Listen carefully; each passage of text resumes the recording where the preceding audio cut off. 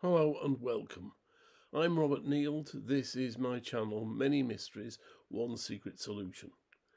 Please see the trailer for an overview of the entire video series, which will eventually cover more than 60 individual topics. This video, third in the first series, is concerned with the mystery of sporadic Alzheimer's disease, its probable cause and potential treatment. Alzheimer's disease. Important. The following hypothesis does not constitute medical advice. Alzheimer's is a neurodegenerative brain disease that mainly affects people aged 75 and above, characterized physiologically by significant brain shrinkage due to nerve cell death. The disease is incurable and, with no effective treatment, is invariably terminal. Life expectancy after diagnosis is typically 8 to 10 years. Alzheimer's accounts for about 2/3 of all dementia cases. The remaining 1/3 is comprised of many subtypes, including vascular dementia, Lewy body disease, Pick's disease, and frontotemporal disease. Although Alzheimer's is associated with memory impairment, the disease gradually destroys every higher order brain function. For example, difficulty with balance control and a tendency to fall has been identified as an early sign of the disease. Alzheimer's has two distinct forms: the sporadic form, which comprises 95% of cases, and the inherited form, familial Alzheimer's, which accounts for no more than about 5% of cases. In 1901, Dr. Alois Alzheimer was presented with a female patient whose mental condition was deteriorating rapidly. She died in 1906, aged 55. Alzheimer carried out an autopsy and identified the brain disease that now carries his name. At that time, the disease was thought to be uncommon, yet today there are tens of millions of cases globally, and the number grows year on year. Crucially, Alzheimer's has grown faster than the population in which it mainly appears, namely those aged 80+. This implies, perhaps surprisingly, that the disease is not caused by aging. Indeed, the cause of Alzheimer's is a mystery. Orthodox medical opinion is that Alzheimer's disease has no single cause, but results from a set of factors acting in concert. There are two problems with that conjecture. First, if, say, 4 factors, it might be more, were required to develop the disease, each having a probability of 1/2, the probability of developing the disease would be 1/2 times 1/2 times 1/2 times 1/2 equals 1/16. In that case, only about 6% of the population will develop Alzheimer's. In fact, about 1/3 of those aged 80+ in the US have the disease. Second, the number of cases in the US increased by about 70% between 2000 and 2008.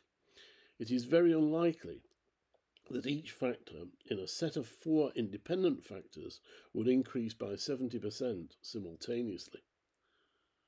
If Alzheimer's is not due to a set of factors, what is the cause of the disease?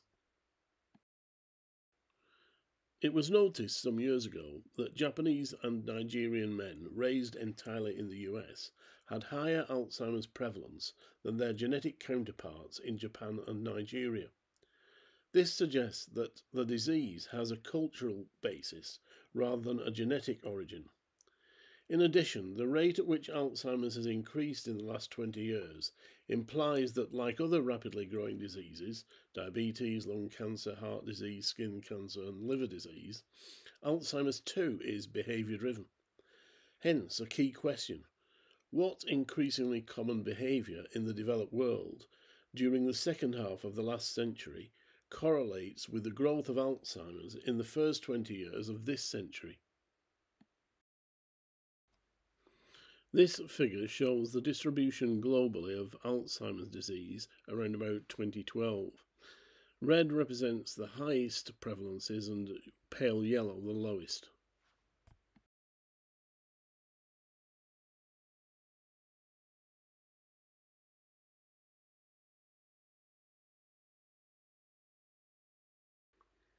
A link between missing teeth and an individual's risk of Alzheimer's has long been known. Missing and decaying teeth mainly result from disease caused by oral bacteria. In 2002, a PCR test found that about 90% of a sample of Alzheimer's brains examined at autopsy had motile oral bacteria present. The same species of bacteria was found in about 30% of a control sample in which Alzheimer's was absent. The particular species, Treponema denticola, is common in the adult population, though it appears mainly in individuals aged 35 plus. An anaerobic spirochete, partly responsible for periodontal disease, Treponema denticola is related to both Treponema pallidum, which causes syphilis, and Treponema genitalis, a non-pathogenic bacterium found in human genitalia. This figure illustrates a typical spirochete, Treponema denticola.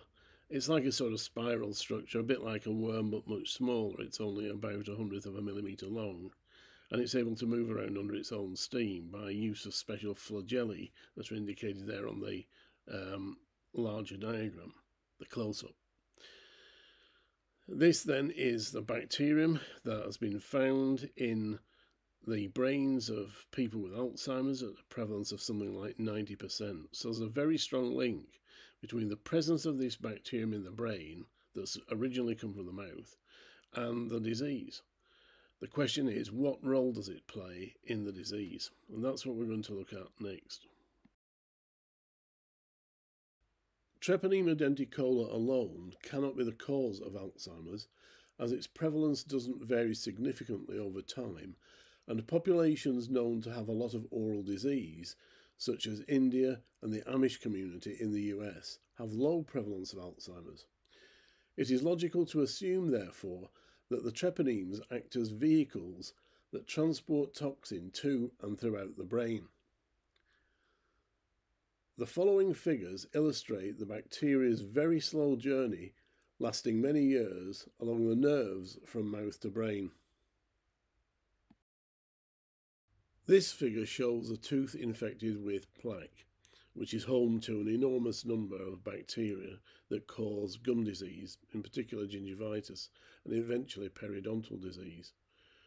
Treponemes live in the plaque and are motile, and are able to enter the gum through microcuts. The bacteria migrate down through the gum to the alveolar nerves. This diagram shows how the alveolar nerves eventually link in to form V2 and V3 branches of the trigeminal nerve.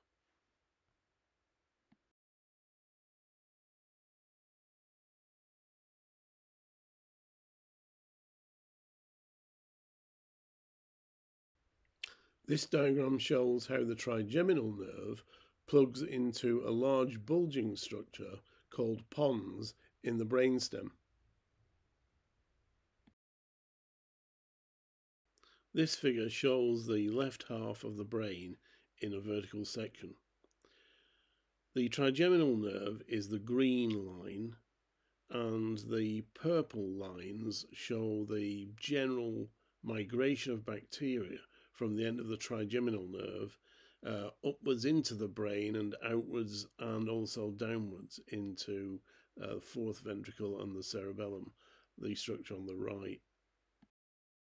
This suggests the cerebellum will be one of the first places the bacteria would reach and infect, and therefore may be one of the places associated with the earliest symptoms of Alzheimer's. Well, the cerebellum helps to control balance and equilibrium, so one might expect that a very early warning sign of Alzheimer's would be a tendency for people to fall more frequently than one might expect.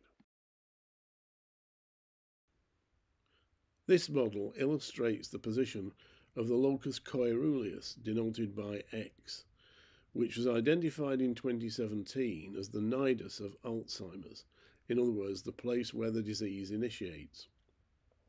We note that it is very close to position Y, which denotes the end of the trigeminal nerve in pons. Location Z is the approximate position, of the entorhinal cortex, a small structure on the underside of the brain responsible for short-term memory formation and retrieval. Of course, short-term memory loss is a well-known early warning symptom of Alzheimer's. This diagram illustrates two further features strongly associated with Alzheimer's disease. First of all, the hippocampus, which is here shown superposed on top of pons, and that's responsible for long-term memory storage and retrieval. And the amygdala, which is associated with deep-seated emotions like fear and such like. It's noteworthy that often in Alzheimer's, the person's personality changes radically. So you might find someone of an introvert character normally becomes very extrovert, and conversely, someone who was normally an extrovert personality becomes rather introverted. And it's probably due to damage to this structure, the amygdala. This figure illustrates how Alzheimer's disease gradually develops through the brain, starting in the brainstem and slowly percolating or diffusing upwards through the various structures as the bacteria migrate through the brain. So the top diagram shows mild Alzheimer's, the middle diagram intermediate, and the bottom diagram shows severe Alzheimer's. Obviously the diseased areas are represented by the blue colour. And we notice that the least or last affected part of the brain with Alzheimer's is the parietal lobe, which is at the top toward the right. That's because it's the furthest from the point of entry of the bacteria, the locus coeruleus, in the brainstem, and so it's the last place to be affected. Notice the cerebellum has been excluded in these diagrams. Those diagrams illustrate the way oral treponemes migrate very slowly along nerves from mouth to brain, and how bacterial migration can account for the progress of the disease throughout the brain, assuming the bacteria are transporting a toxin of some kind. We now consider the main competing hypotheses concerning the microscopic cause of Alzheimer's, the so-called beta-amyloid and tauopathy conjectures.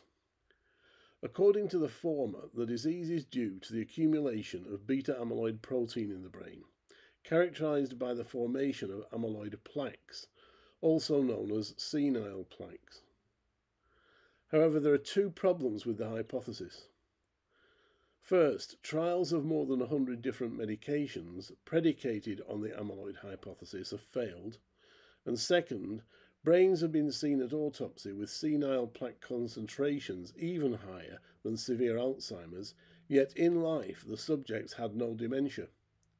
Although the presence of beta-amyloid in the brain correlates with Alzheimer's, the evidence above suggests beta-amyloid itself does not cause the disease. According to the competing tau hypothesis, the cause of Alzheimer's is very closely linked to the formation of tau protein tangles in the brain. Tau protein stabilizes microtubules, hollow structures in nerve cell cytoskeletons that provide the cells with nutrients and remove metabolic waste. In Alzheimer's disease, the tau protein separates from the microtubules, the latter disintegrate and the nerve cell dies, a process repeated many millions of times that often first causes mild cognitive impairment, MCI, before developing into full dementia. MCI is manifest as a decline in memory more rapid than normal at a particular age. Mainly affecting people aged 60 to 75, it is often but not always a precursor to Alzheimer's. It is noteworthy that, unlike the case of amyloid plaques, there are no exceptions concerning the presence of tau tangles in the brain. If tau tangles are present, the subject invariably has Alzheimer's and vice versa. It seems, therefore, that the formation of the tangles is directly related to the death of nerve cells and hence to the underlying cause of the disease. So the key question is, what causes the tau protein to separate from the microtubules? These diagrams illustrate the tau hypothesis. The top half of the diagram shows a normal healthy nerve cell, brain cell, and next to it an enlarged view of a healthy normal microtubule being held together by tau protein. The microtubule consists of two varieties of tubulin called alpha and beta. The lower half of the diagram on the left shows a damaged nerve cell, and next to it an enlarged view of a damaged microtubule in which the tau protein is falling away to form tangles, and as a result the tubule disintegrates. This then results in the death of the brain cell. So the hypothesis is that a toxin carried by the treponemes has caused the tau protein to change in such a way that it's no longer fit for purpose. So the question is, what is the toxin carried by the treponeme, and how did it originally enter the mouth? It is unlikely that the toxin responsible for Alzheimer's is acquired through food and drink, i.e. in the form of some sort of chemical additives. The reason is because any such toxin would be overwhelmingly absorbed into the bloodstream through the gut and immediately carried to every part of the brain. So the toxin would appear everywhere at once within the brain, and it would cause disease initiation points everywhere at once, which is entirely opposite to the actual pathology of Alzheimer's, which is it initiates at one particular location, the locus coeruleus, and takes a long time to spread out from that point. So these observations aren't consistent with a toxin in the bloodstream, and therefore not consistent with a toxin acquired through food and drink. Without going into all the details, evidence from around the world indicates that the oral behaviour in question must satisfy the following. The behaviour increased significantly in the developed world circa 1950 to 1980, transfers a toxin that accounts for Alzheimer's histology, is strongly associated with married couples, as both partners tend to get the disease, happens in private, and has not been engaged in to any significant extent by the following: the Amish community in the US, Filipinos, the people of Singapore, who have the lowest Alzheimer prevalence in the world, the rural villages of India, the peoples of sub-Saharan Africa, and Germanic peoples. It is notable that the population of Singapore is a mixture of Malay, Chinese, and Indian. This implies that whatever protects them from Alzheimer's, it's not likely to be genetic. It appears that the only behaviour satisfying all of those conditions is oral sex. Although oral sex has been part of human behaviour since prehistory, and illustrations can be found in the erotic art of ancient cultures including China, India, Japan, Greece and Rome, etc., it has not always been common everywhere at all times. For example, oral sex has traditionally been regarded in the Philippines as an abomination, and Filipinos currently have very low Alzheimer's prevalence. There are two main reasons why the disease has recently become common in the developed world. Firstly, because growing numbers of individuals are now living to an age where Alzheimer's mainly appears, that's 80 plus. Secondly, because oral sex increased very significantly in the developed world from the 1950s onwards. It is instructive to compare cultures having low Alzheimer's prevalence in respect of their traditional attitude to oral sex. Number one, the Amish community in the US have very low prevalence of Alzheimer's disease. They are a devout people that live according to a set of rules, one of which forbids oral sex. It is notable, however, that the Amish have very poor oral health and hygiene, and this implies that oral bacteria alone do not cause Alzheimer's. 2. In the Philippines, oral sex has long been regarded as an abomination. Filipinos have very low prevalence of Alzheimer's, including, it seems, those living in California. 3. Singapore has the lowest Alzheimer's prevalence globally. The people of Singapore are very law-abiding, as indicated by the fact that the city-state has a very low crime rate. Until 2007, oral sex was a criminal offence and carried a 10-year custodial sentence. 4. The villagers of rural India have very low Alzheimer's prevalence. Anecdotal evidence is that women in the rural communities said, "Oral sex, that's what prostitutes do, but not us." The World Distribution Map of Alzheimer's 2012 shows that India had low Alzheimer's prevalence. 5. Germany has one of the world's oldest populations, yet lies below 130 in the world ranking of Alzheimer's dementia prevalence. This suggests that something other than age is the main risk factor. In that context, an internet blogger described his sexual encounters while travelling around Europe. Although the evidence is anecdotal, the blogger noted that Germanic peoples were more reluctant to engage in oral sex than other national groups, as they considered it unhygienic. 6. Anecdotal evidence provided by an internet blogger familiar with both sub-Saharan Africa and the US claimed that back in the day, Africans were known to remark, "Oral sex, that's what white people do." The World Distribution Map of Alzheimer's 2012 showed that sub-Saharan Africa had relatively low prevalence of the disease. If oral sex is the cause of sporadic Alzheimer's disease, what is the toxin? To address that question, consider the toxin's necessary attributes. It must adhere strongly to treponemes in order to make the journey to the brain, be common, since Alzheimer's is a common disease, be permanently stable, bacterial migration is a very slow process, and denature proteins in order to account for the tau tangles in affected brains. The agent common to all humans that fits those requirements is urea, the second largest component of urine at 2%. A colourless, odourless solid, urea was employed as a mordant in the dyeing industry because it adheres strongly to textile fibres. Urea denatures proteins, is highly water-soluble and decomposes to ammonia in aqueous solution. Free and loosely bound water molecules are abundant in brain tissue. Ammonia solution denatures proteins by increasing the pH. According to this hypothesis, it is the denaturing of tau protein by either or both urea or ammonia solution that is the fundamental process causing Alzheimer's. It is noteworthy that the brain's ventricles enlarge with Alzheimer's disease, and that ventricular enlargement can be caused by ammonia in cerebrospinal fluid. Alzheimer's disease is a numbers game. Even a tiny volume of urine has a huge number of urea molecules. For example, just 1 cubic millimetre of urine typically contains 250,000 trillion molecules of urea. It has been estimated that there are about 20 billion bacteria in the mouth of an adult.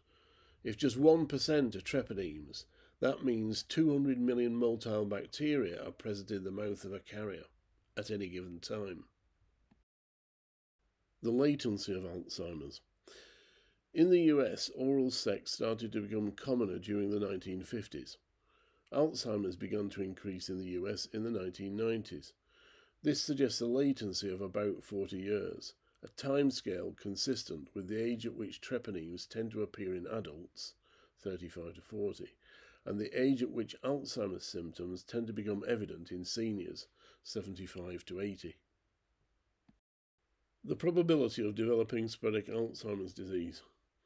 According to the hypothesis, the two key factors determining lifetime risk of developing sporadic Alzheimer's are habitual unprotected oral sex, that's oral sex without a barrier, and the presence of motile bacteria in the oral cavity.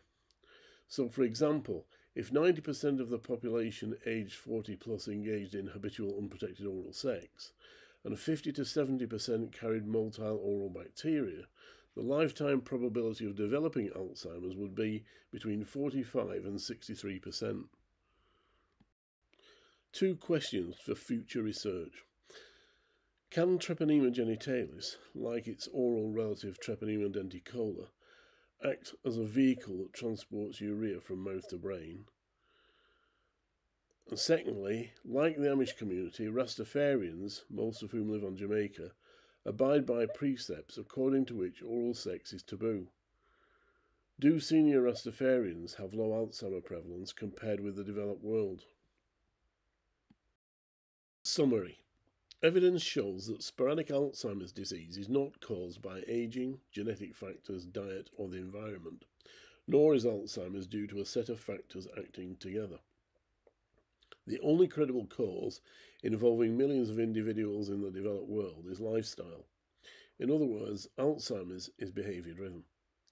The evidence shows that among disparate groups where oral sex has not been common during the second half of last century, prevalence of Alzheimer's is low. It is also notable that the biographies of celebrities who died with Alzheimer's tend to have a prominent sexual element. That is to say, many of the celebrities in question either married multiple times and/or had several sex partners. Conclusion. The economic and social impact of dementia can hardly be overstated.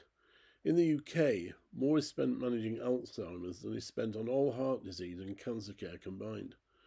Without an effective treatment, the situation will deteriorate as the 80+ sector of the global population grows.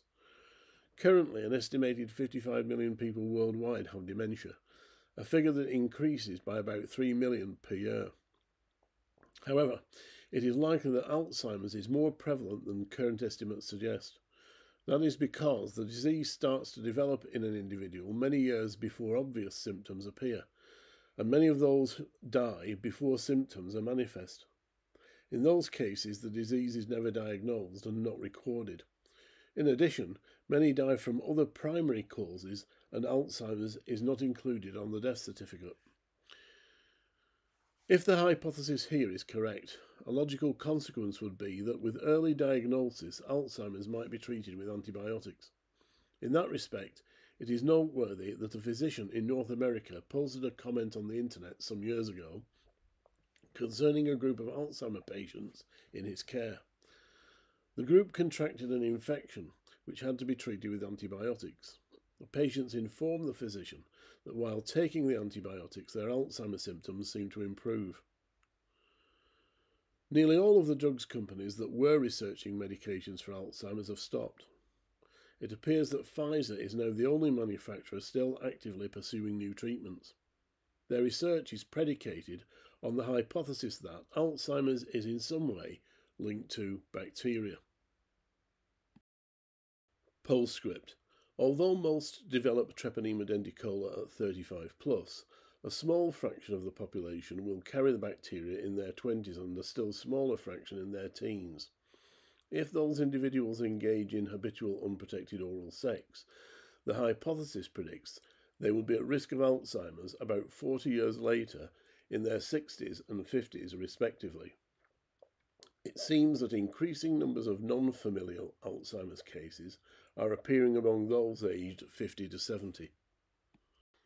As a final point, Alzheimer's can appear in different ways, in different stages, in different people, because no two brains have an identical structure, and this means that bacteria can follow different pathways in different brains.